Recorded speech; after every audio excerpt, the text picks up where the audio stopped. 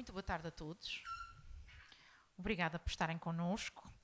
Esta tarde temos duas apresentações. Temos duas apresentações de duas obras que ainda não tive a oportunidade de esfoliar, mas que não tenho dúvidas que serão fantásticas. Porque, evidentemente, tenho duas pessoas fantásticas ao meu lado também. E neste caso são duas edições também das Letras Lavadas. Os autores são o Sr. Dinis Borges, a quem eu agradeço muito a sua presença e muito obrigado por ter aceito o nosso convite. E o Dr. José Andrade, que também já conheço há algum tempo e que é um grande prazer tê-lo novamente da praia. Muito bem. Dinis Borges nasceu na Praia da Vitória, na Ilha Terceira, nos Açores, e com 10 anos de idade emigrou para os Estados Unidos com os seus pais. Tem uma licenciatura na Chapman University e um mestrado em Literatura Étnica dos Estados Unidos da California State University. Foi durante 22 anos professor na escola secundária de Tulare, Union High School, exercendo o cargo de diretor do Departamento de Línguas da mesma escola. É neste momento professor na California State University em Fresno e no College of the Sequoias, em Visalia, na Califórnia. É colaborador de vários jornais nos Açores e de jornais de língua portuguesa nos Estados Unidos e no Canadá. Coordena a página literária Maré Cheia do jornal Tribuna Portuguesa, moderador do programa televisivo Os Portugueses no Vale, moderador do podcast Politicsas e colaborador de várias rádios na língua portuguesa nos Estados Unidos. Está na diretoria de várias organizações, incluindo a Palcos, LIF, Tulare Angra, Sister City Foundation e presidente da CPAC, ou seja, California Portuguese American Coalition. É cônsul honorário de Portugal em Tulare, autor de vários livros dedicados a análises políticas e culturais sobre os Estados Unidos e as nossas comunidades. Tem traduzido e publicado poesia, ficção e ensaios de português para inglês. É diretor fundador do recém-criado Portuguese Beyond Borders Institute, na Universidade Estadual da Califórnia, em Fresno, e tem sido homenageado pelo seu trabalho no ensino de línguas e ativismo cultural na comunidade da Califórnia por autoridades portuguesas e americanas, incluindo, entre outras, o professor do ano da Califórnia pela Associação de Professores de Línguas Estrangeiras deste Estado e a insígnia também autonómica da Assembleia Regional dos Açores. Muito obrigado pela sua presença. E agora passo também a apresentar o Dr. José Andrade, para que então depois possamos ouvir falar sobre as obras um do outro. Eles depois vão fazer aqui uma troca e conversarem ou apresentarem-nos as suas obras. Mas antes disso queria então também apresentar o Dr. José Andrade, que nasceu na cidade de Ponta Delgada, na ilha de São Miguel, em 1966. É licenciado em Ciências Sociais, na especialidade de Ciência Política e integra o quadro de pessoal da RTP Açores desde 1988. No exercício de sucessivas responsabilidades institucionais, tem dedicado especial atenção à diáspora açoriana.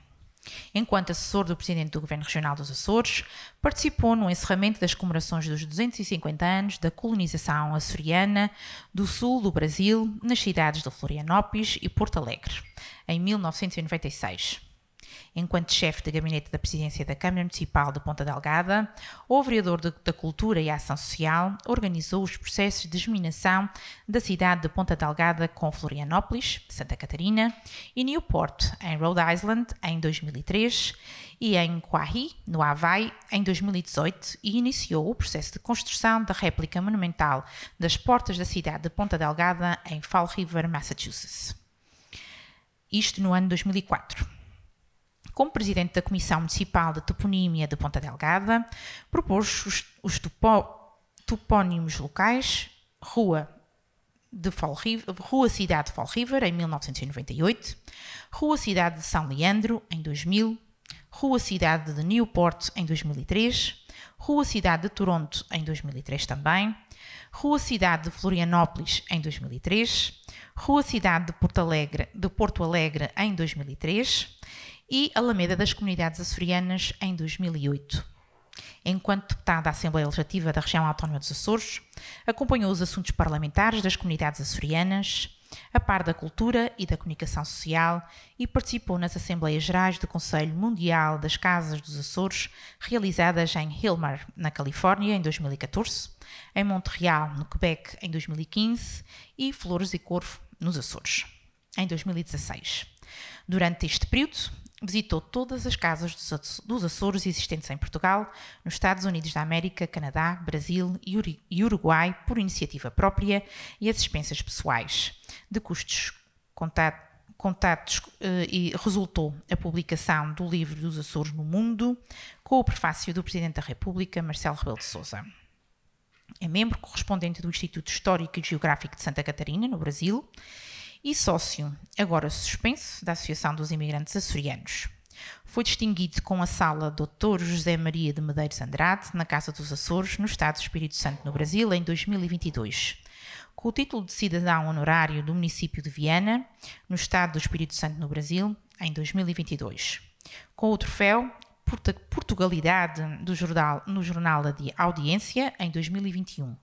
Com o diploma de reconhecimento municipal do município de Ponta Delgada, em 2016, e com o prémio Personalidade Cultural do Ano na revista Saber Açores, em 2012.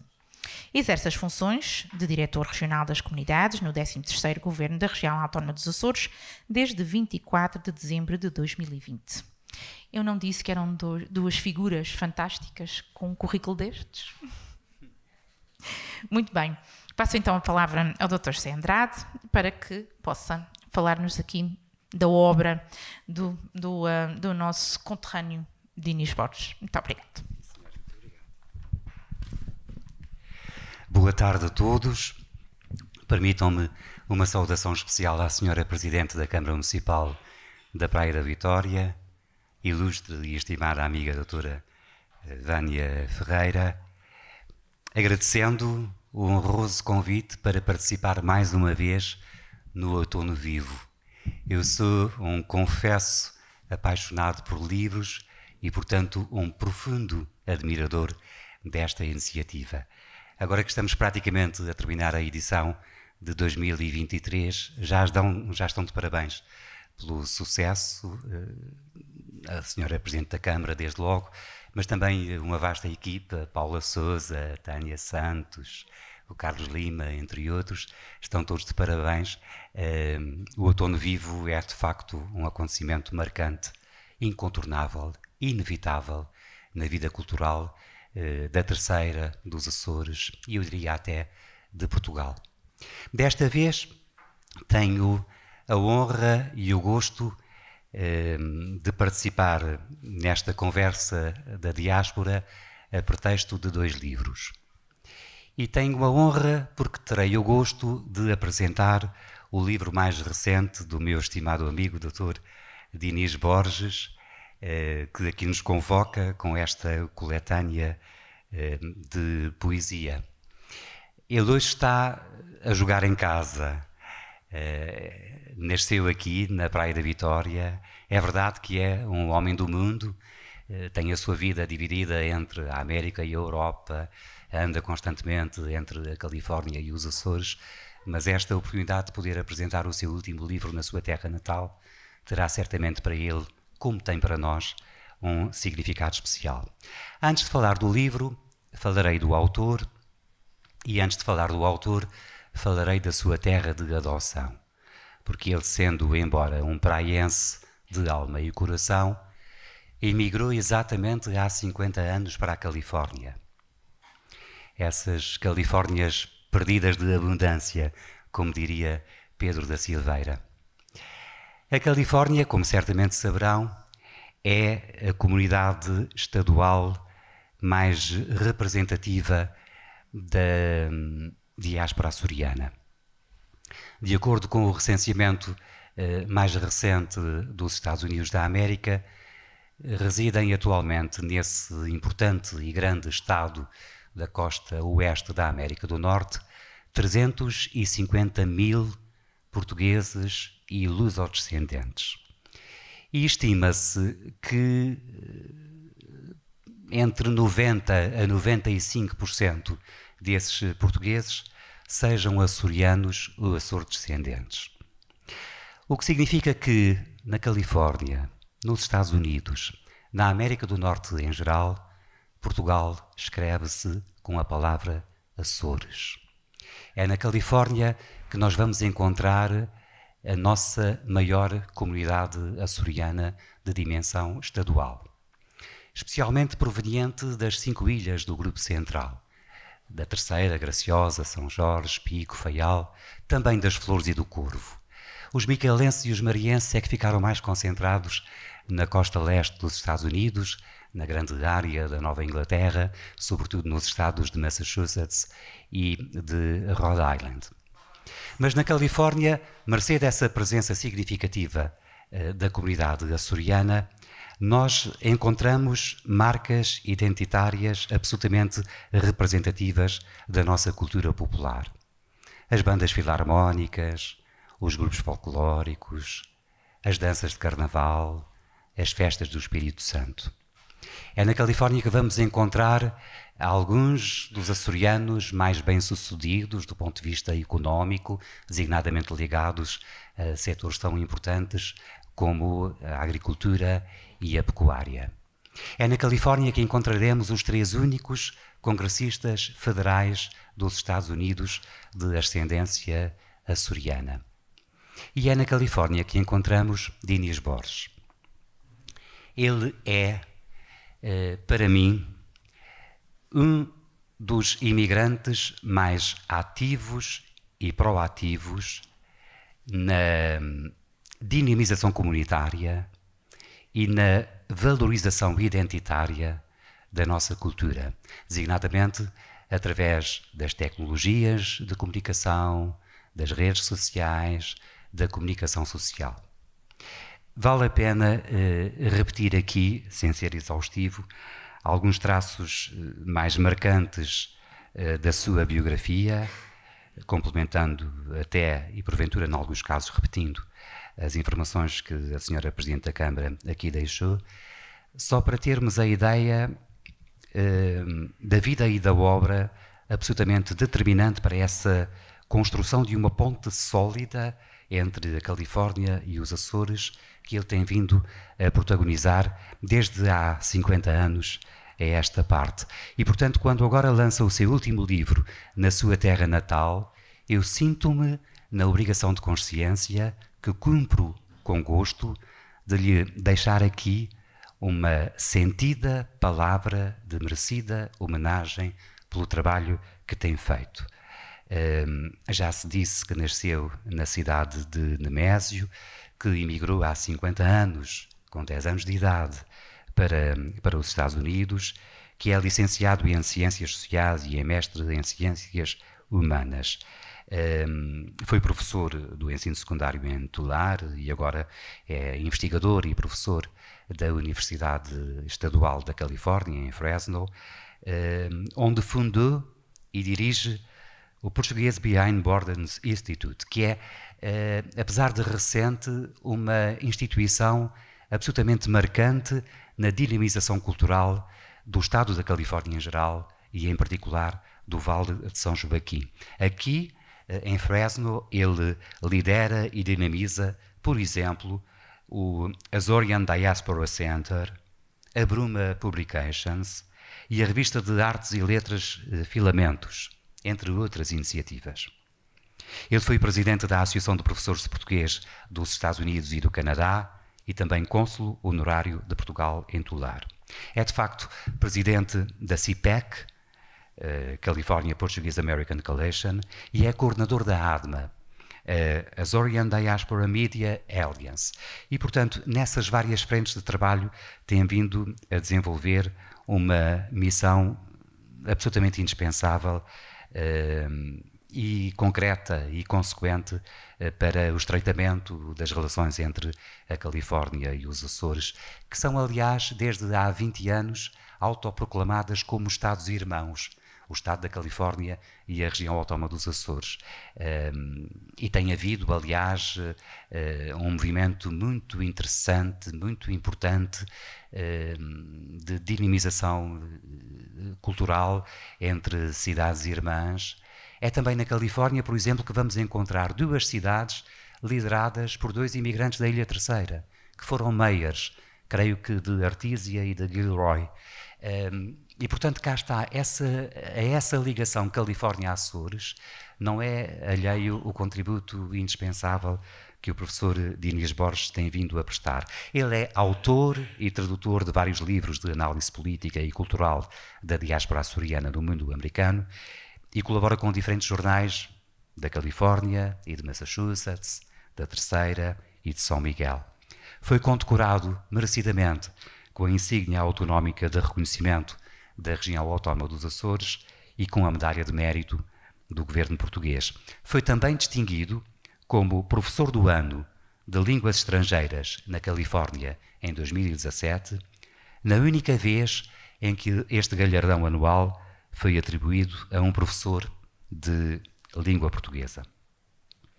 Da sua bibliografia constam livros como América, o Outro Lado do Sonho, editado em 1996 pela Câmara Municipal da Praia da Vitória, Uma Outra América, Textos do Real e do Utópico, editado pela Salamandra no ano 2000, Alfred Lewis, escritor de emoções, editado pela Direção Regional das Comunidades em 2002, América, o Outro Rosto, também da Salamandra em 2003, O Outro Lado da Saudade, Crónicas de Imigração, editado pelo Instituto de Estudos Açor-Americanos em 2005, ou ainda A Década Perdida, Crónicas de uma América Cinzenta, da Letras Lavadas, 2012, e À Sombra da Saudade, Vivências Portuguesas da Califórnia, também da editora açoriana Letras Lavadas, no ano de 2019.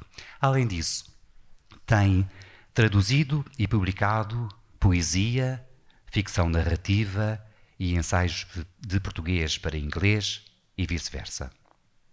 É autor de 2 antologias de poesia açoriana, ambas editadas nos Açores pela Letras Lavadas.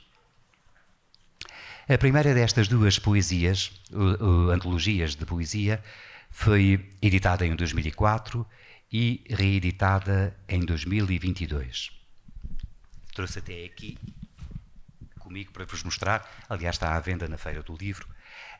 Tem por título Nem Sempre a Saudade Chora, e é exatamente uma antologia de poesia açoriana sobre a imigração, com seleção, introdução e notas de Dinis Borges. Curiosamente, o seu título é inspirado numa quadra do cancioneiro popular da Ilha Graciosa, que já agora não resisto a partilhar convosco. Nem sempre a saudade chora. Na saudade há também cantos. Mas se a esperança tem sorrisos, quantos sorrisos têm prantos? Nem sempre a saudade chora. Tem 212 páginas, com 87 poemas de 50 poetas. Mas a segunda antologia é o livro que aqui nos reúne. E poderão comparar relativamente à primeira, de que estamos agora a falar, de um livro de peso. Não apenas fisicamente, mas também e sobretudo no seu conteúdo. Chama-se Into the Azorian Sea, no mar açoriano. É uma antologia bilingue de poesia açoriana, publicada, portanto, neste caso, em inglês e em português, com tradução e organização de Dinis Borges.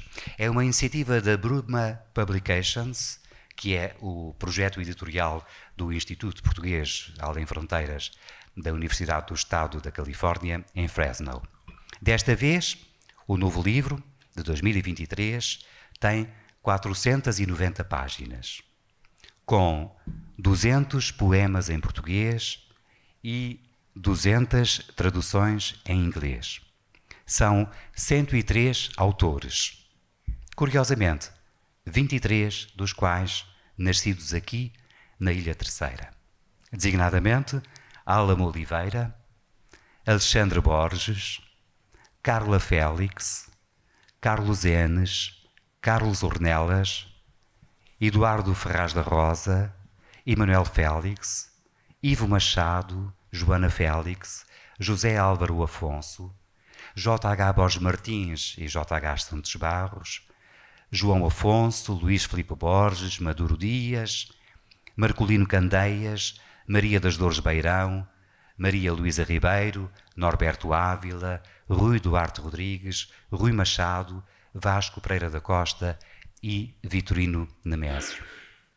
Como estamos na cidade de Nemésio, eu termino partilhando convosco um poema exatamente de Vitorino Nemésio. Intitula-se Azorian Torpor.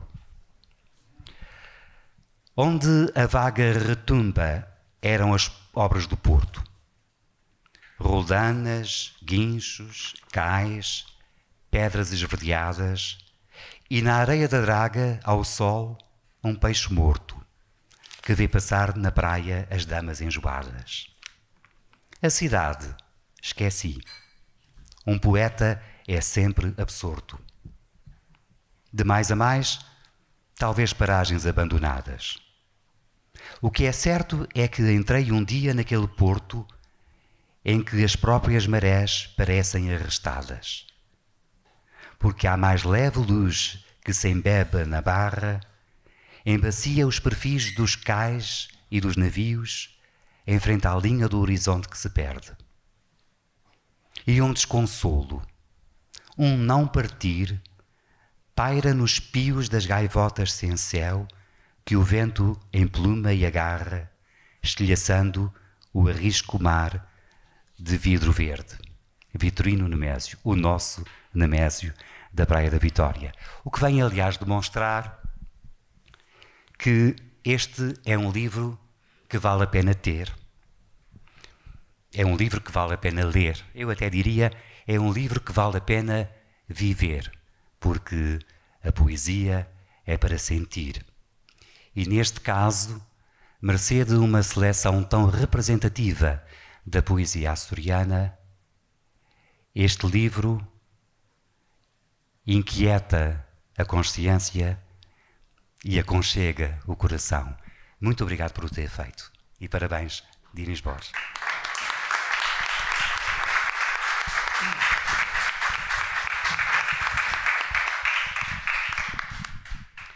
Muito obrigado.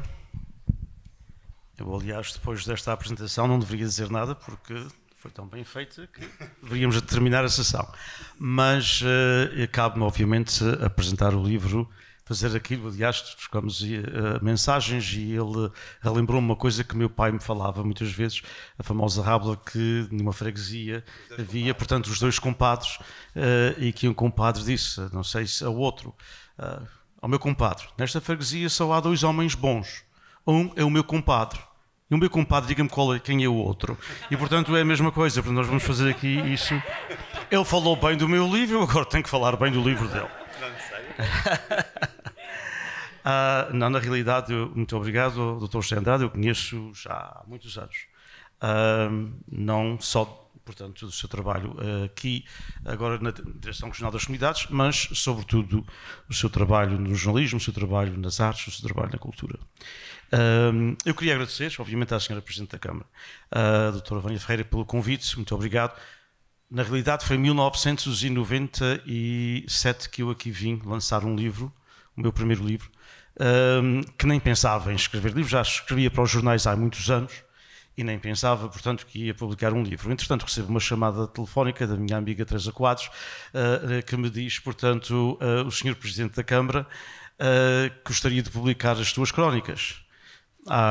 E eu disse-lhe, mas isso não vai ser prejudicial porque vocês estão ao lado da base das lajes, porque as crónicas eram essencialmente um bocadinho críticas contra a América. Chamava-se a América o outro lado do sonho e há de facto um outro lado muitas vezes que a gente não vê na América, a não ser vivendo lá todos os dias. Portanto, é com grande emoção que volto aqui, não sei o quê, 30 anos, quase mais tarde. Muito obrigado pelo convite, agradeço. Agradeço, obviamente, à Sra. Vereadora, à Dra. Paula e também à diretora, a Dra. Tânia, por este convite, ao Carlos Lima e a toda a equipa. Agradeço às Letras Lavadas também e a todos aqui presentes, muitas pessoas quem eu conheço, outros que não, mas que vou conhecendo, e obviamente muitos meus amigos ligados à escrita, pelos quais eu tenho grande apreço e sou leitor assíduo de tudo o que se escreve nos Açores. Vou falar obviamente do livro do Dr. José Andrade, e queria vos dizer primeiro que, como todos vós sabeis, já se disse muito sobre a diáspora. Antigamente falava-se só da imigração, eu até tenho propostas para que se fale só de diáspora, porque na realidade temos tido esta conversa com o Sr. Regional, os netos e os bisnetos dos imigrantes não se relacionam com sendo imigrantes, eles não são imigrantes, mas querem pertencer a um grupo, e esse grupo chama-se diáspora, que não é no vocábulo tradicional, portanto, que nós damos à diáspora judaica, etc. Há diásporas para todo o mundo, e a nossa diáspora açoriana é uma diáspora viva, é uma diáspora criativa, como se vê, penso eu, na antologia. Mas falando, portanto, aqui do livro do Dr. José Andrade, como eu disse, já se falou muito sobre a nossa diáspora, desde sempre que os nossos poetas, e permitam-me que eu leia, porque eu a falar de improviso sou um desastre, também a ler às vezes sou, portanto, os poetas das nossas ilhas souberam cantar as nossas partidas com raros retornos, e a nossa forma de lá longe, bem longe, termos o que o Pedro da Silveira magistralmente soube sintetizar no seu excelso poema Êxodo, como a marca dos nossos passos, a marca dos nossos homens e mulheres que destas ilhas se transplantaram em outras latitudes, assimilaram outras culturas, misturaram outras línguas e linguagens e, mantendo-se, como já foi referido imensas vezes, açorianos, mas açorianos com outras experiências, mas não são menos açorianos. São estas vivências, essa universalidade do espírito açoriano que José Andrade trata neste seu mais recente livro Transatlântico, As Migrações nos Açores, publicados em fevereiro deste ano pela editora também Letras Lavadas, uma homenagem ao Sr. José Ernesto, que faz um trabalho magnífico. Um livro que retrata os Açores de hoje e, simultaneamente, perspectiva os Açores de amanhã. Portanto, foi em 1984, também voltando um pouco ao passado, em edição de autor, que, estando, portanto, em breve a celebrar os seus 40 anos de vida literária, que publicou Semente, Prosas e Poesias. Desde então está à beira de 30 livros publicados, numa obra diversificada, com temas ligados à política, à história, à sociologia, às vivências comunitárias e institucionais, à biografia, entre outros temas. Mas falemos, portanto, do livro mais recente, que está aqui, como eu disse, a Transatlântico, As Migrações dos Açores.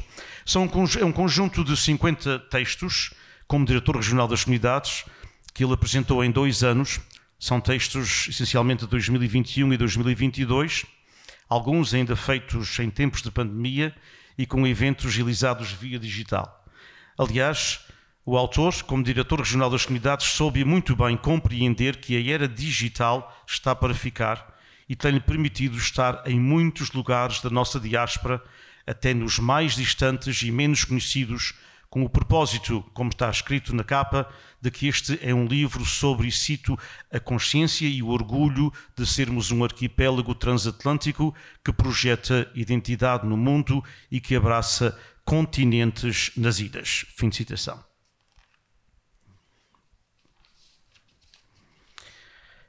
O livro de José Andrade tem a particularidade de, em cerca de 200 páginas, dar-nos um manancial de temas que nos unem como povo, desde a serenidade de Nemésio à poesia sem fronteiras, desde o Espírito Santo migrante à mulher na diáspora, desde a visita do imigrante em tempos de festa até mesmo a preocupações com a saúde da nossa diáspora e da nossa imigração mais envelhecida. Desde a diáspora económica à Associação dos Imigrantes dos Açores. É um livro com 50 pontos que, no seu conjunto, unem continentes e ilhas em torno das 9 ilhas.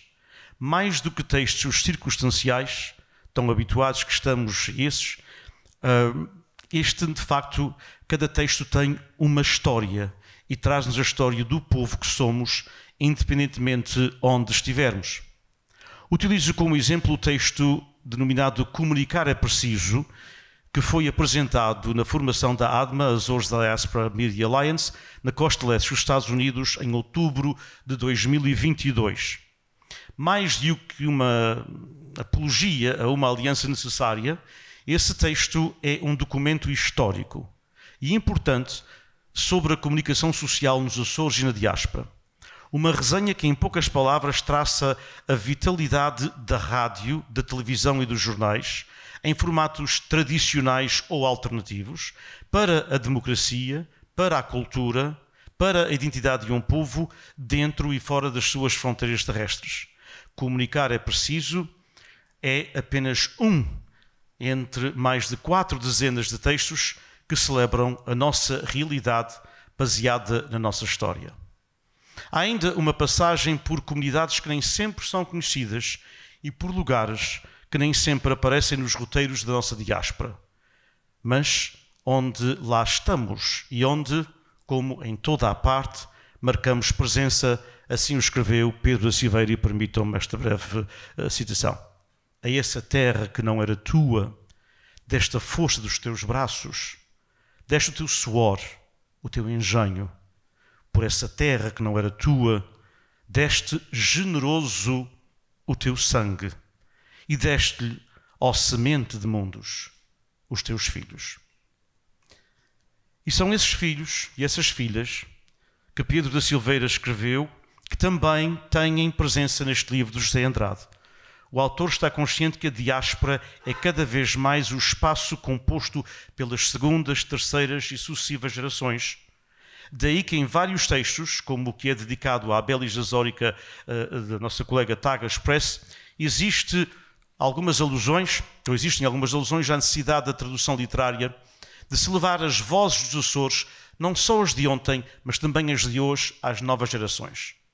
Num saboroso texto feito para o 46º Congresso da Luso-American Education Foundation, uma organização com quase 50 anos de vida na Califórnia, com o título Navegando o Futuro, a nossa diáspora na Califórnia diz-nos, e cito, os filhos e os netos dos nossos imigrantes são o futuro da nossa identidade na Califórnia, como na América em geral. E esse futuro só depende do que fizermos no presente. É uma realidade. É um apelo que também tenho feito a quem de direito.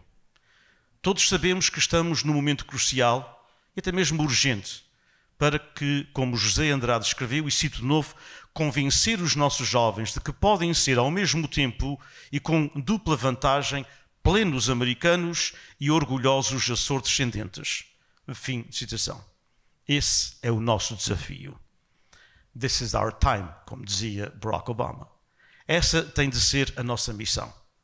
Esse é um compromisso a assumir pelas entidades públicas, pelos líderes comunitários, pelos dirigentes do nosso movimento associativo, pelos nossos educadores, desde a pré-escola à universidade, pela nossa comunicação social, pelas famílias. A última parte do livro tem por tema Porto de Abrigo e são um conjunto de textos que são muito importantes, eu diria não só para este lado, mas particularmente para o lado de lá, porque muitas vezes ainda se tem a ideia dos Açores, dos avós, dos Açores de há 55 anos, quando eu aqui saí. Mas são um conjunto de textos que falam sobre os desafios e as esperanças dos Açores como terra adotiva de mais de 4.000 pessoas, de mais de 90 nacionalidades. Os Açores que têm por obrigação histórica,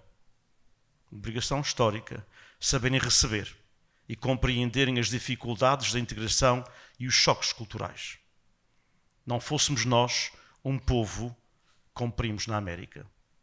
Se é verdade que longe vão os anos da nossa imigração e adaptação em terras americanas e canadianas, dos êxitos que, como cantou Vitorino Nemésio, numa das décimas que mais gosto, que é a 10ª da Genuína Baganha, quando foi para a América, que aliás a nossa amiga Alia que sabe citar e muito bem, mas que termina com esta frase, com este verso que está ultrapassado em muitos aspectos, mas que foi marcante para as ilhas. Ó terra da Califórnia, não nos leves tantas filhas. Daqui a nada só temos pombos de rocha nas ilhas. Não é menos verdade que esse êxodo fez e ainda faz parte de quem somos como povo, não só daqueles que partiram, mas também daqueles que ficaram. Aqui fica, pois, o convite à leitura do livro transatlântico As Migrações dos Açores, um livro que, acima de tudo, mostra-nos claro e inequivocamente que a unidade não é um conceito de apenas 9 ilhas e que os Açores são definitivamente mais Açores com a sua diáspora. Muito obrigado. Parabéns pelo livro.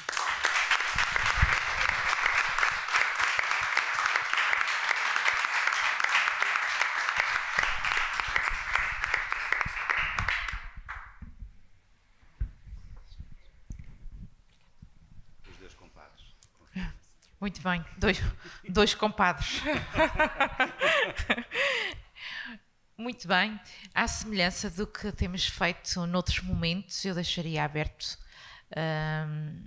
aqui algum tempo para algumas questões, algumas considerações, curiosidades em relação a esta escrita dos nossos dois autores. É que preciso de um micro. Já está. Muito bem. Boa noite, obrigado. Dizer quem é o Dr. Denis Borges não é preciso, já foi dito aqui. Acho que ficou muito bem claro. Mas também realçar o amor dele pelo país, pela região, pela Terceira e pela sua praia. Eu gostaria de lhe perguntar como é que ele se sente aqui bem, na sua terra de nascimento, nesta 18ª edição do Outono Vivo, e o que é que ele sente pelas 17 anteriores não ter estado cá presente. Muito obrigado. Como se dizia na Canada dos Pastos, tu estás a atecear.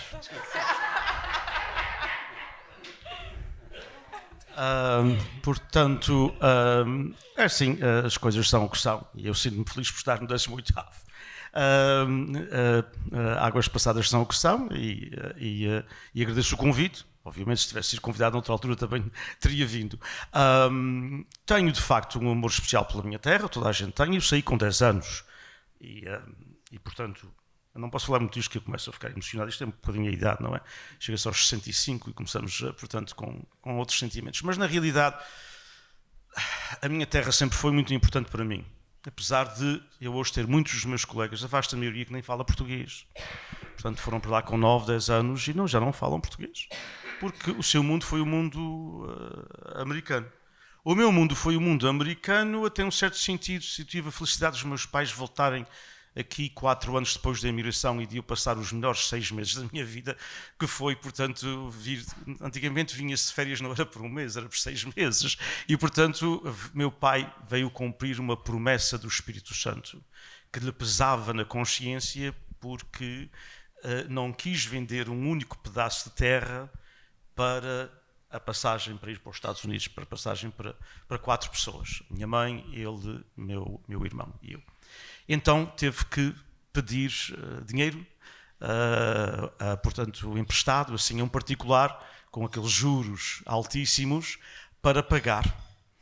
E pronto, e conseguiu pagar essa dívida porque não queria vender nenhum cerrado, não queria vender nenhum pedaço de terra, não queria vender a sua casa, não queria vender nada, porque a ideia era ir para os Estados Unidos, estar lá 6 anos e voltar rico, não é?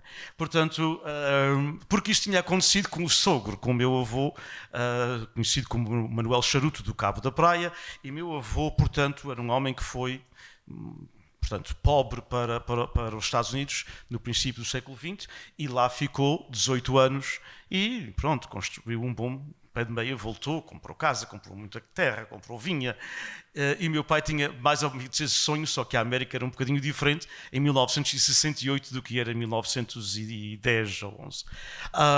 E portanto veio cá ao fim de 4 anos, e esses 6 meses foram muito importantes para mim, porque tive uma revisitação, digamos assim, daquilo que gostava, que era dos Açores. Eu não gostava da América. Meu pai morreu sem gostar da América. Eu aprendi a gostar da América depois, na minha juventude e mais tarde, mas os meus primeiros anos, meu pai, aqui eu saí com 9 anos, fiz 10 anos em São Miguel, era para fazer 10 anos na América, mas fiz em São Miguel. Sei que é uma tristeza para um terceirense, mas, portanto, peço desculpa, Sr. Doutor, mas quer dizer, é assim. Mas meu pai tinha um problema qualquer no visto e tal, porque tinha tido uma coisa com o antigo regime, enfim, uma coisa... Enfim, várias coisas que se passaram e ficamos detidos, peço desculpa da palavra, em São Miguel mais 10 dias. E daí que eu, portanto, celebrei os meus 10 anos em São Miguel. Mas eu gostava muito, de facto, da escola. E os 60 também. E os 60, exatamente, é verdade, há 5 anos. E, portanto, é verdade. Então, só para vos dizer que eu gostava muito da escola, ia estudar, o intuito era para eu estudar a partir da 4ª classe, mas depois emigramos e não gostava da escola americana. Não é porque até era muito mais fácil que a escola aqui, e menos penalizante em muitas coisas que a escola nos anos 60 e 70, mas na realidade meu pai mudava-se todos os anos de vacaria. E eu quando lhe dizia, pai, mas isto é muito difícil porque eu tenho que ir para uma escola nova, isto é muito difícil. E ele relembrava-me, eu vim para a América por uma razão, para fazer dinheiro. O meu sacrifício é mudar-me e o seu sacrifício é uma escola nova. Portanto, todos nós temos o nosso sacrifício. Mas depois da juventude as coisas mudaram e fiquei. E foi essencial, mas eu estava muito ligado mais à comunidade americana, depois de voltar.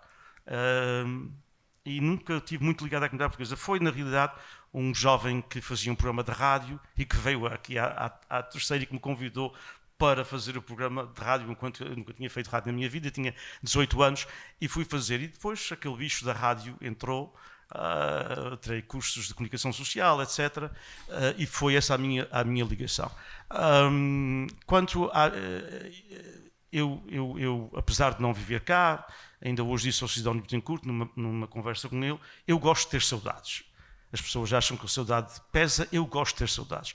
Porque quando me dá uma saudade dos Açores, é porque eu ainda sinto os Açores, ao fim de 55 anos. Portanto, para mim é importante ter saudades.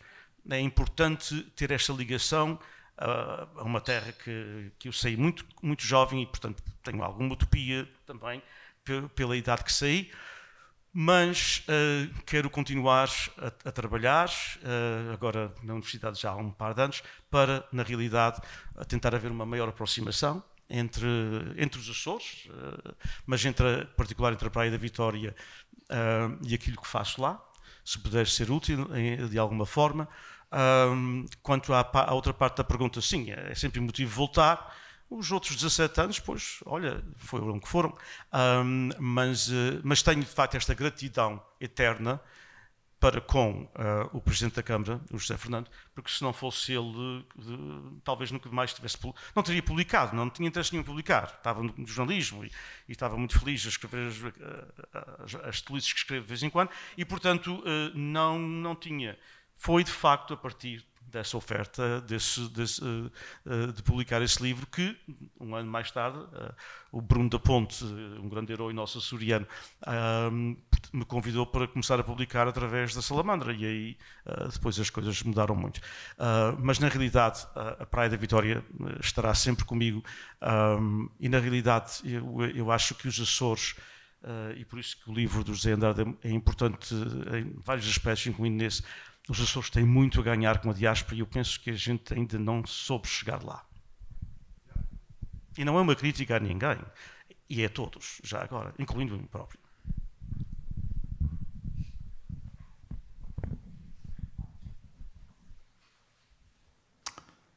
É difícil falar quando estou perante duas pessoas que admiro particularmente, o José Andrade como antigo colega da RDP Açores e como autor, e o Denis Borges, que conheci pessoalmente hoje e que admiro de uma maneira muito particular. Eu fui imigrante durante 12 anos em Boston e há um lado da escrita de Denis Borges que fala de uma América com a qual eu me identifico bastante, que é o outro lado do sonho, que é, afinal, um pesadelo, um grande, grande pesadelo, não só para quem vive nos Estados Unidos, para parte da população dos Estados Unidos, mas também para o mundo.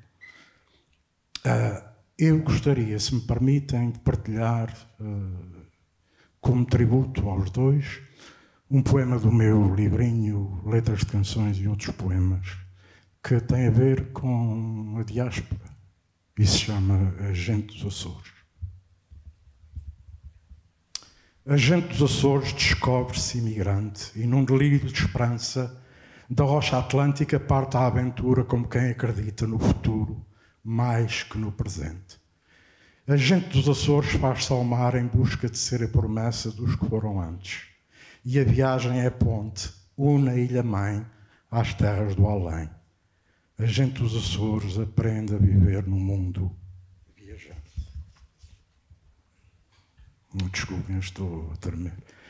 E ao universo de Ilhéu, junto à luta de renascer em terra estranha, far away, you know. Aí revive velhas cantigas como quem afirma o nome e o berço. A gente dos Açores só parte com a certeza de no passaporte levar carimbado o secreto desejo da ilha voltar. Qual garça maritimamente desassossegada, a gente dos Açores é um vai e vem de tempestade e bonança é ir e ficar. Obrigado, bonito, obrigado, André.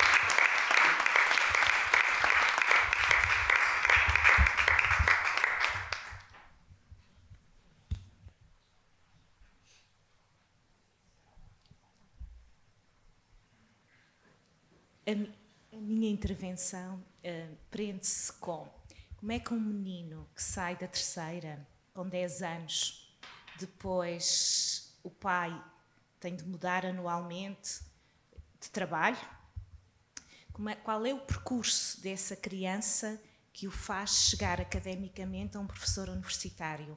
Gostava que refletíssemos um bocadinho sobre isso. Eu não sei se a gente tem até domingo à tarde. Olha, o meu percurso não é um percurso tradicional. E eu estou muito feliz por isso. Talvez houve alguma altura na minha vida em que eu tinha algum complexo. Mas também agora já não estou em idade para ter complexos.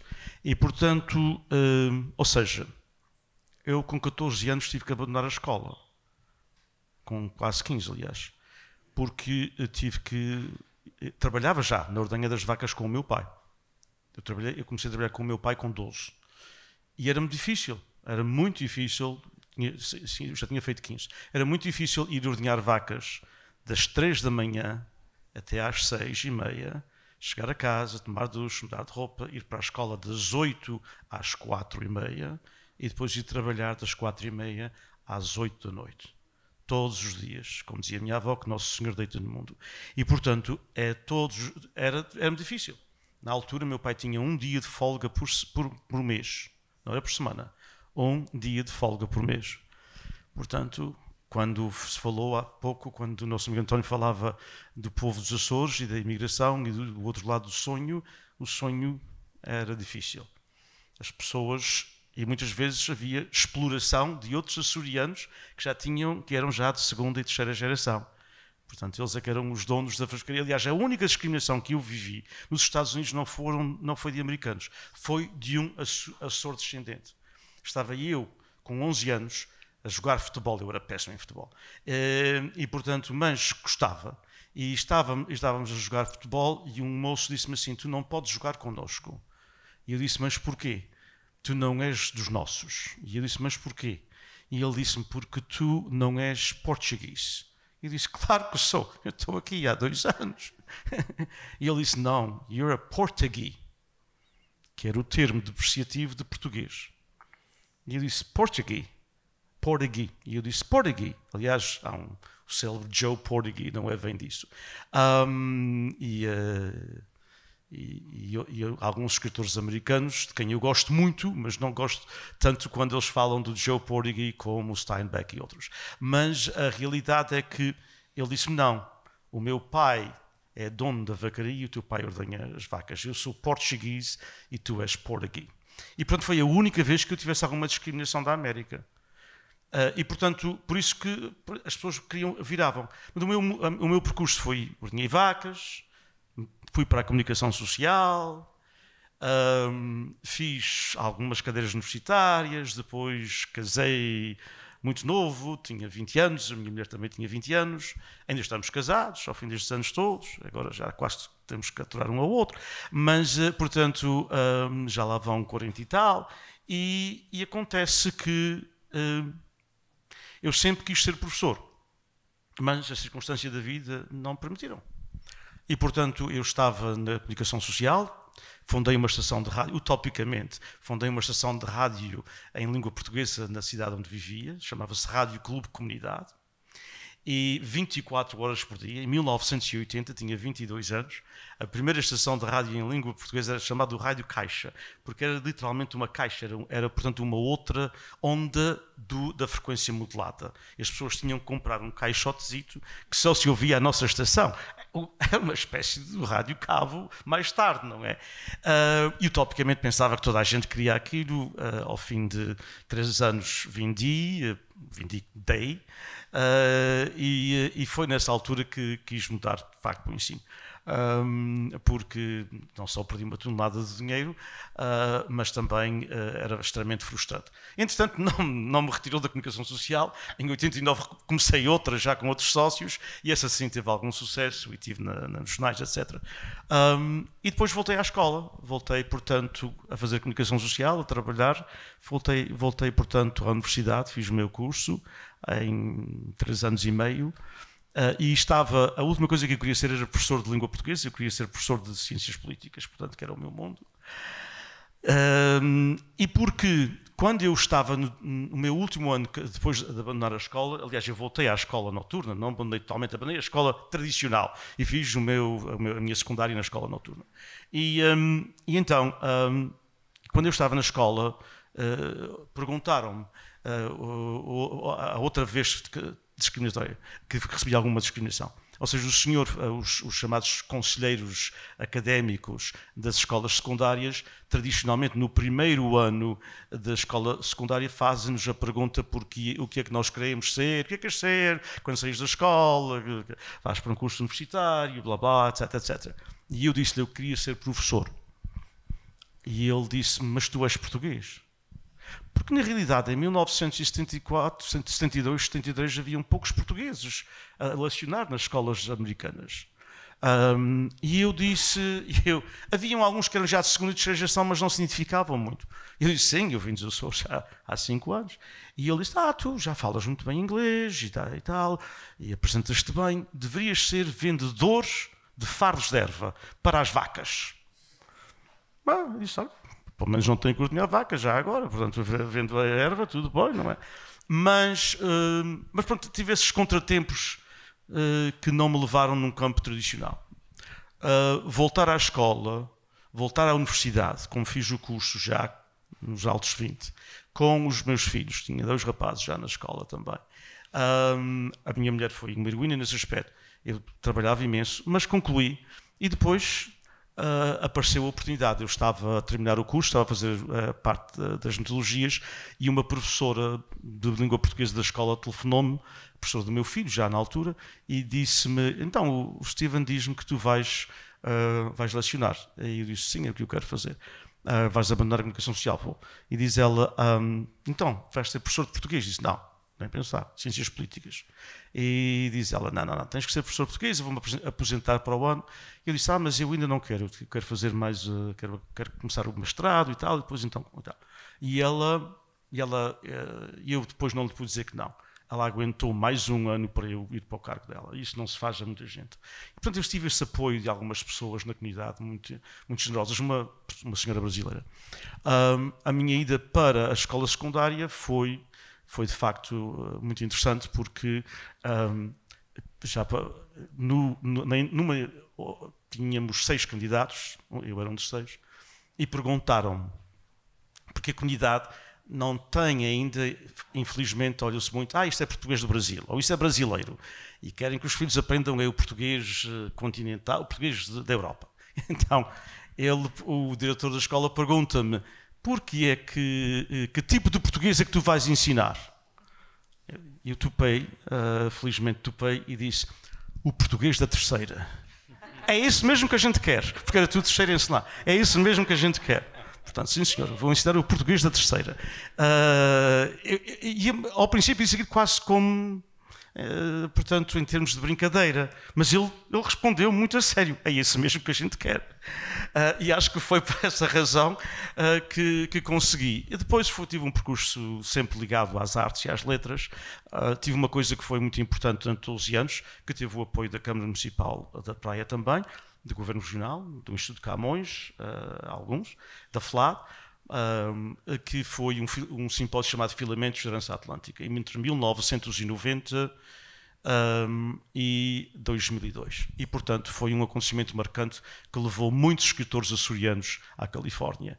E aí deu-nos, de facto, uma outra imagem. Levamos peças de teatro, a Judite esteve lá, levamos, portanto, coisas muito interessantes ligadas às artes plásticas, e acho que, eu sei que os tempos estão outros, mas era muito importante que os nossos Açores-descendentes, as segundas e terceiras gerações, tivessem acesso a essa outra parte da arte que não têm e que nós conseguimos presença durante 12 anos. Os tempos eram outros, havia outros dinheiros, havia outras coisas, também da própria comunidade, está mais envelhecida. E não era a comunidade tradicional, era portanto, mais os jovens que estavam nestes acontecimentos, a Judite sabe, isso esteve lá. E, portanto, eu penso que foi essa como dizia o Raul Solnado, essa é a história da minha vida, e, portanto, não foi um percurso tradicional, mas não me arrependo de nada, a não ser talvez quando disse a meu pai que foi o maior desgosto para ele quando eu tinha 16 anos, que ele queria começar um negócio de vacaria, e ele era muito bom, apesar de não gostar ele era condutor aqui, não gostar da agricultura, mas era muito bom naquilo que fazia. Eu não olhava. Eu tinha uma amiga minha que ainda está viva, que tinha um programa de rádio na altura, a doutora Lúcia Noia, que lia poesia às 5 da manhã. E eu acho que era o único leitor, o único ouvinte, não é? E, portanto, as vacas estavam para lá e ficavam, e eu ia ouvir a poesia, a Lúcia a ler poesia. E meu pai ficava furioso comigo, não é? O que estás aí a fazer? Estás a cuidar disto? E eu não ligava muito. Mas ele teria sido hoje um homem de muito sucesso. Não que não teve sucesso é relativo, não é? Como sabemos. Mas ele teria sido um grande empresário da agropecuária na Califórnia. Mas precisava da minha ajuda. E eu disse, faço até aos 18. Mas a partir dos 18 não contes comigo, porque não era o meu. Dei-lhe esse desgosto, entre aspas, e ele até queria voltar aos Açores. Mas na altura já não fazia sentido, porque eu tinha perdido muito ano. Como é que eu me ia integrar depois de estar ausente aqueles anos a nível de estudo? Mas, portanto, foi as artes, a comunicação social, a escrita foi sempre para mim uma ligação direta aos Açores, porque eu, apesar de escrever em inglês, os meus cursos foram em inglês, eu sempre gostei, mal ou bem, mas eu sempre gostei de escrever português. E gosto muito de ler, e gosto mais de ler em português do que ler em inglês. Obviamente que leio os originais em inglês, quando são feitos nessa língua, mas prefiro, para mim, a língua portuguesa é muito mais melódica, muito mais interessante e até muito mais criativa em muitos aspectos. Eu acho que respondi a tudo e mais alguma pergunta. Não falo como deveria, mas...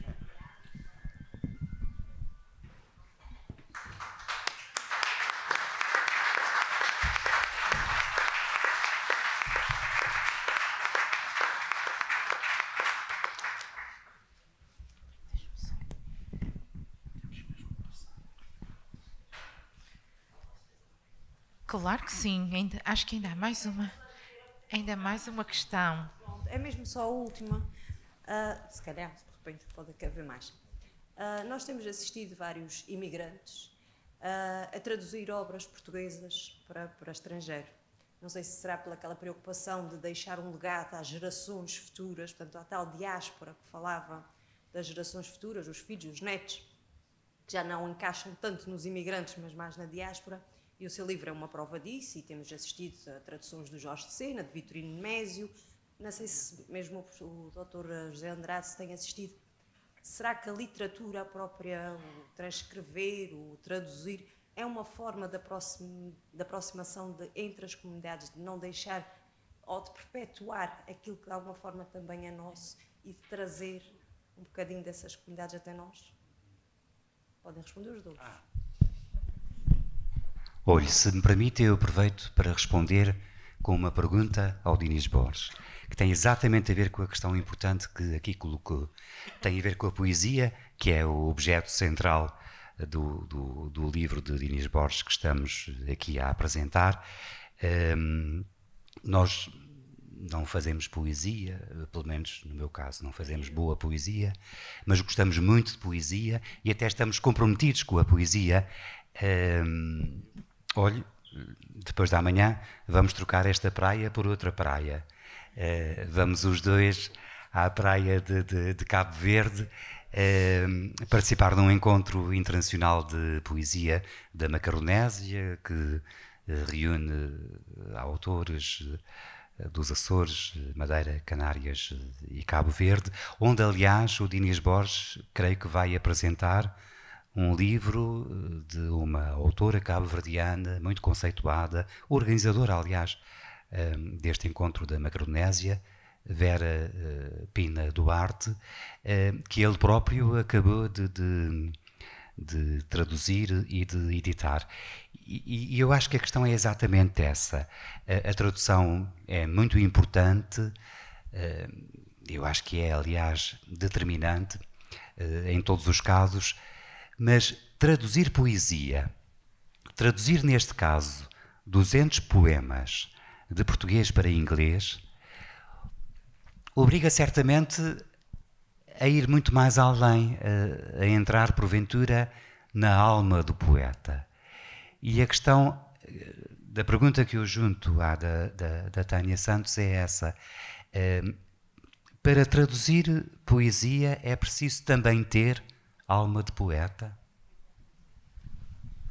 Se é preciso, eu não a tenho. Portanto, eu acho que é preciso gostar-se de poesia.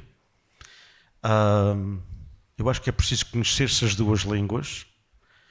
E particularmente, algumas das traduções, não é o caso do Francisco Cota Fagundes, como é óbvio, mas é do meu amigo Francisco Cota Fagundes, de quem eu gosto muito, que tem um excelente livro, para além das traduções, que é um livro autobiográfico, que é, portanto, que é de facto colossal e, acima de tudo, é brutal em algumas coisas.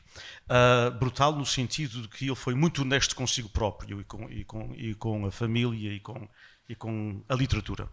Mas, portanto, eu penso que às vezes há traduções de poetas ou de pessoas que têm traduzido para inglês que não percebem bem português. Eu não sei bem como é que isso às vezes se faz, não é? Eu sei que há hoje programas nos computadores e tudo isso, e não estou a dizer que nós não usamos, obviamente, dicionários e essas coisas.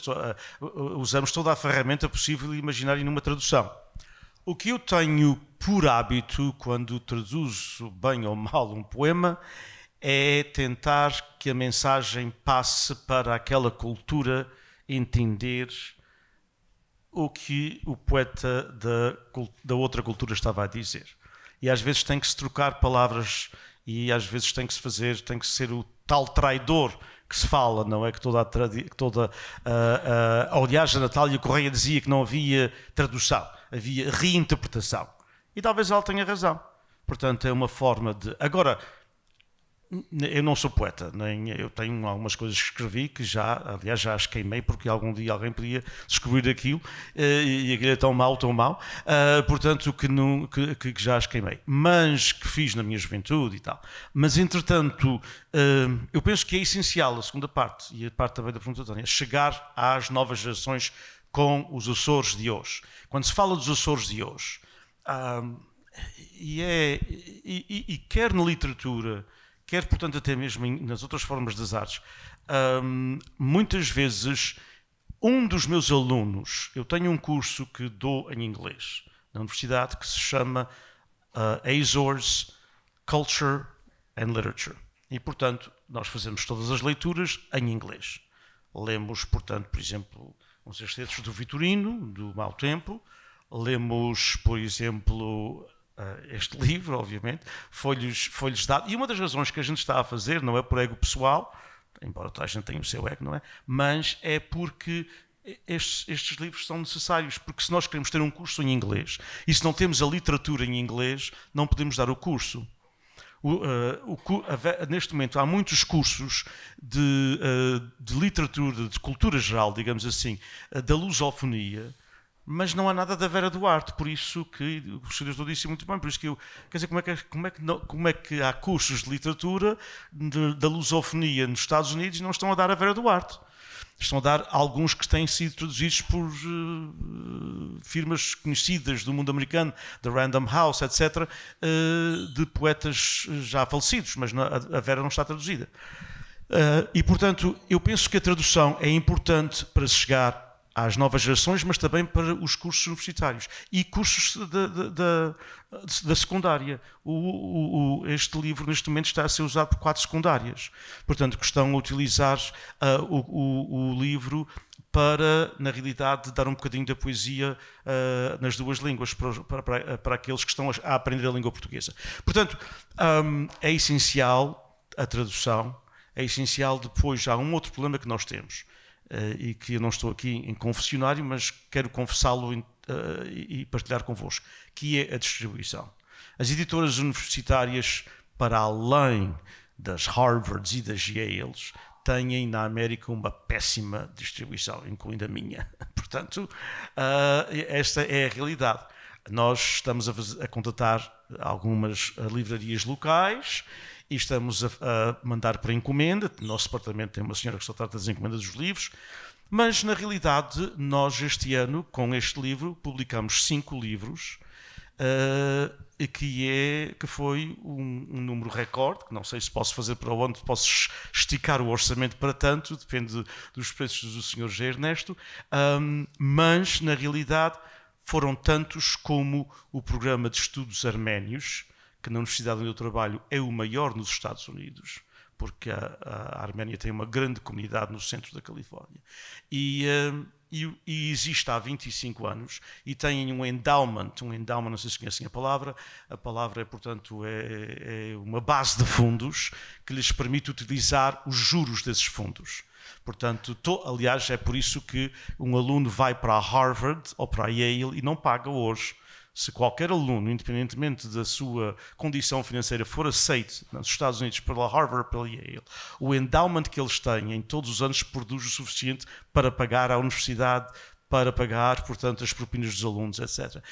Os arménios têm um endowment na Universidade do Trabalho de 8 milhões de dólares, dado pela comunidade arménia, que não está tão bem economicamente como a comunidade portuguesa, mas que valoriza o ensino de uma forma que nós ainda não valorizamos.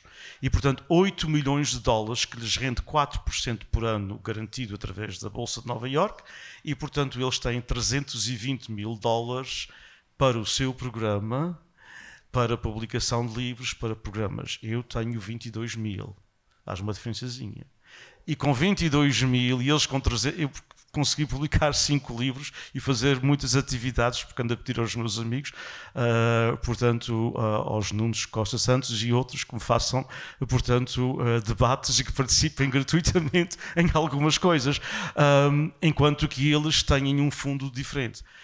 Mas nós, nos Estados Unidos, temos que partir para a tradução, temos que chegar às segundas e às terceiras gerações, não só com a voz do Vitorino, com o devido respeito, para o Vitorino estamos na casa dele, e é muito importante, mas a voz do Nuno, do Diogo, de outras pessoas. Eu acho que é importante chegar com o que está a produzir neste momento nos Açores às novas gerações. Porque não é fácil ler o Vitorino Nemésio, não é fácil ler o Mau Tempo no Canal, e muitos alunos... E eu sei porque eu tive que dar um excerto do Mau Tempo do Canal e tive que passar mais tempo a explicar o contexto daquelas 15 ou 16 páginas que eles leram. Portanto, mas não estou a dizer que... E é outro tempo. É um tempo importante, mas é outro tempo. Nós precisamos chegar com a literatura contemporânea lá. Há que haver um esforço dos dois lados. Não podemos chegar às segundas e às terceiras gerações sem... a não ser na língua portuguesa. Eles aprendem uns vocábulos. Deixe-me só dizer algo que já disse aqui a algumas pessoas. Todos os anos, todos os semestres, na minha aula de língua portuguesa, nós começamos, porque eu tenho uma aula para principiantes, e depois tenho uma segunda cadeira de literatura, E às vezes tenho uma terceira cadeira também, mas não quero dar mais de 2 cadeiras, porque tenho o trabalho do Instituto, que o Sr. Diretor Regional disse. E o nosso trabalho, essencialmente, há uma parte que está a ser muito gratificante para mim, que é a coleção das histórias orais da imigração e dos Açores descendentes na Califórnia. Já temos 75 histórias orais gravadas e são coisas fabulosas. Eu tive um senhor com 95 anos que me contou como era a cidade de Tular, de um ponto da cidade ao outro, e todos os negócios que eram de origem portuguesa entre 1940 e 1950. E, portanto, é uma história que nós não tínhamos, que tinha desaparecido. Portanto, as histórias orais têm-nos dado muito material para 2 documentários que já fizemos. Um sobre as festas do Espírito Santo da Califórnia e outro sobre a presença portuguesa na Califórnia. Mas na primeira aula de cada aula de língua, isso acontece para quem tirou francês ou inglês, eu ensino-lhes a dizer bom dia ou boa tarde, consoante a hora, e a dizer chamo-me, para se identificarem o seu nome, e depois então tenho que passar para inglês para me dizerem porquê é que estão a aprender português. Porque a maioria dos meus alunos, eu neste momento tenho 58 alunos, e tenho mais de 25 que não são de origem portuguesa, são hispânicos, são afro-americanos, são asiáticos. E obviamente que as razões são várias, mas eu tive este aluno há muitos anos, há 18 anos, que me disse assim, repetiu aquilo que eu lhe tinha dito, e ele diz assim, sempre o primeiro dia de aula, muito portanto, entusiasmado para aprender a língua, com 23 anos, estava no programa de mestrado já, 23 ou 24, diz-me ele assim, bom dia.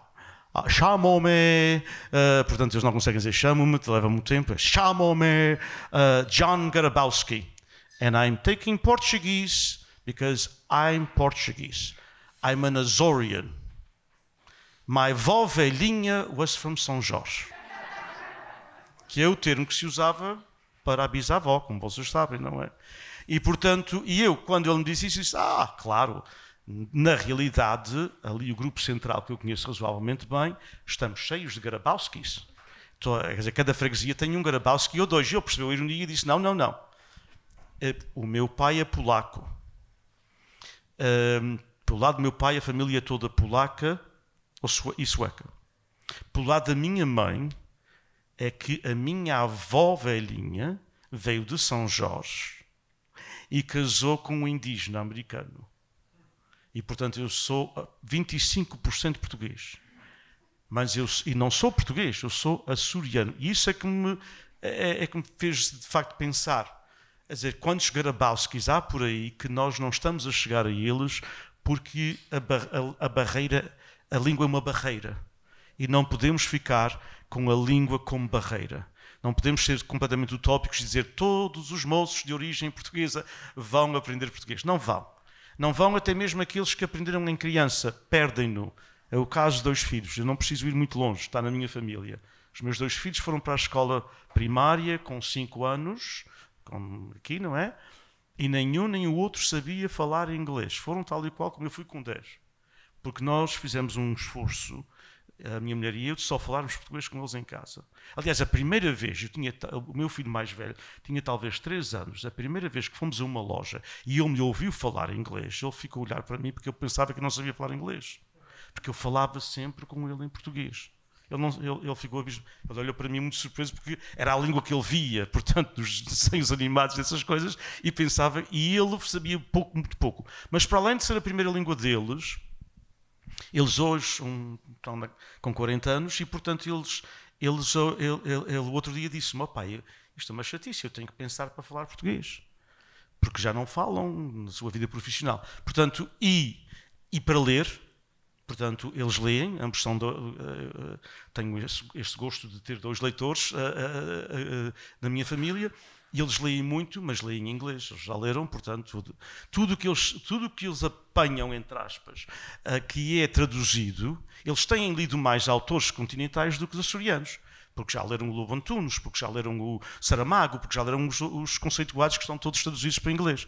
Açorianos leram o Mau Tempo, já leram o Já Não Gosto de Chocolate, já leram o Dias de Melo, e mais 1 ou 2. Mas nós precisamos fazer um outro esforço de 3 ou 4 coisas. Primeiro, traduzir, e depois divulgar. também os livros ficando nas garagens e nos depósitos das universidades não fazemos um bom serviço para a comunidade. Temos que ter maior presença, e eu já propus à minha universidade, que nós tenhamos presença nas pequenas feiras dos livros.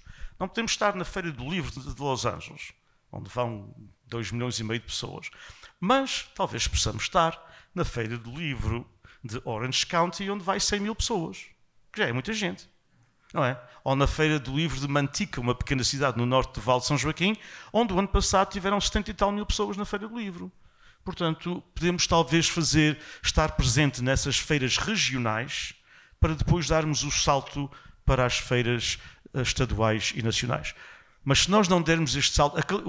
O Sr. Regional falou de 350 mil na Califórnia, mas o nosso problema, e ele sabe isso, ele esteve lá há relativamente pouco tempo, o nosso problema é que nós estamos em 501 cidades da Califórnia. Há portugueses em 501 cidades da Califórnia. Nós já não temos aqueles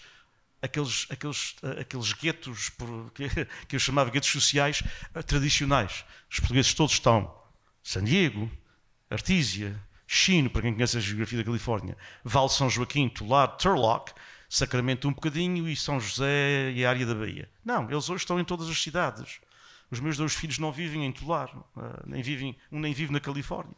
E, portanto, as novas gerações estão no mundo americano.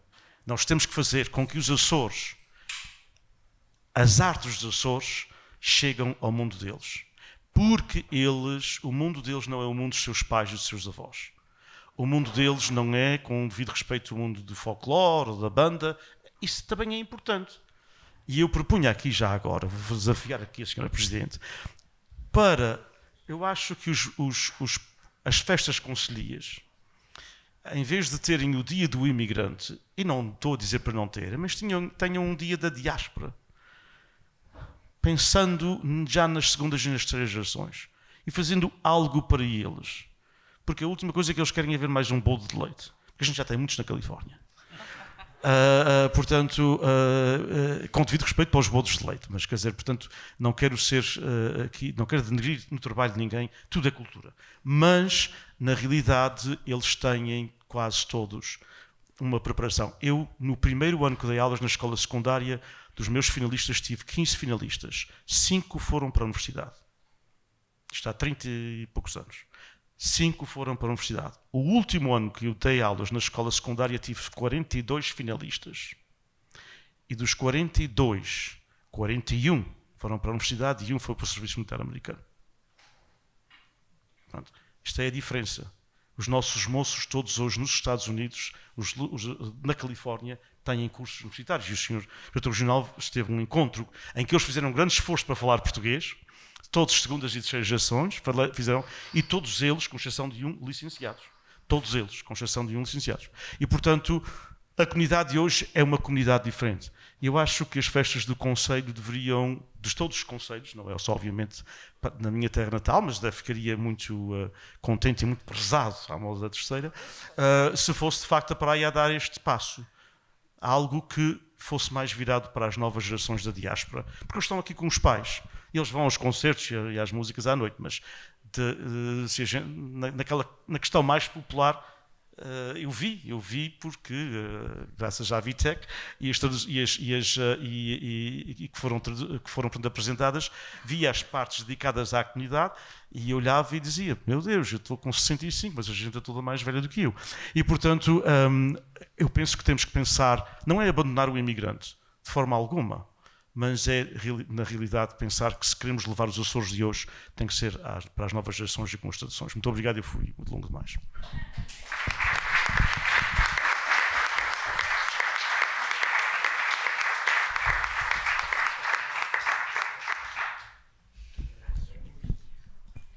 Muito bem, muito obrigado a todos pela atenção. Ainda temos aqui mais uma intervenção. Muito rapidamente, para o José Andrade, e esta é puxar a brasa à nossa sardinha, à rádio, é para te perguntar se não tens saudades de fazer rádio.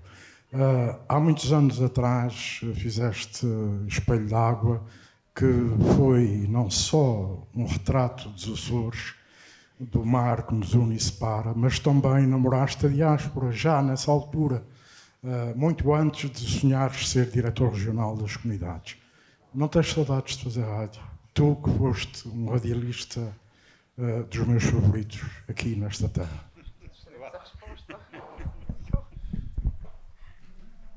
Bom, eu não pensava falar nesta fase, até porque este é o momento do Dinis Borges.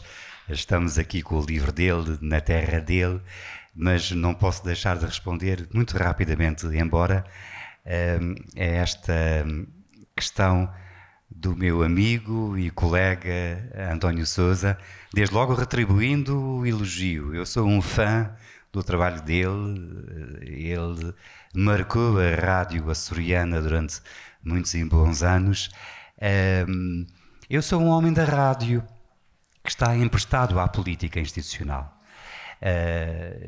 Tenho muito orgulho na minha profissão, tenho muito orgulho de estar na política, mas de ter uma profissão, e tenciono voltar a ela a todo o tempo, porque eu sempre tive da política a devida consciência da sua transitoriedade. E, portanto, a gente está aqui até que as pessoas entendem que possamos fazer um trabalho válido. Mas quando voltar à rádio, como já algumas vezes voltei ao longo desses últimos 40 anos, falo bem como se fosse o primeiro dia, de alma e coração, porque é a minha profissão, é a nossa empresa, e a gente deve estar sempre prontos a abraçar novos desafios e a abraçá-los como se fossem a melhor e a única coisa do mundo em cada momento que fazemos. Aquilo que fazemos agora é para nós o melhor. Aquilo que fizermos depois há de ser o melhor também. Isso ajuda bastante a fazer um trabalho bem feito.